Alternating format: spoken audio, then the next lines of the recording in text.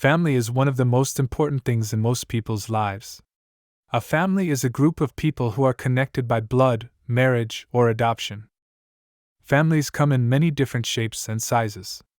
Some families are large, with grandparents, parents, children, and cousins all living close together. Other families are small, with just one parent and one child.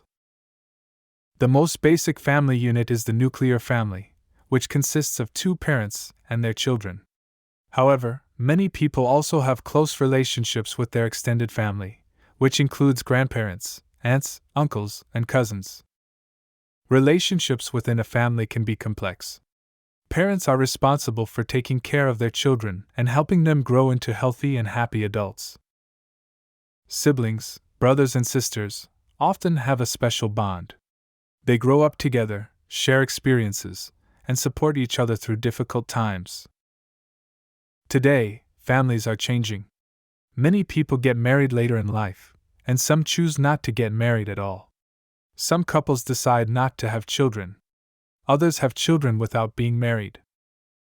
Despite these changes, the importance of having strong and loving relationships with the people closest to you remains the same.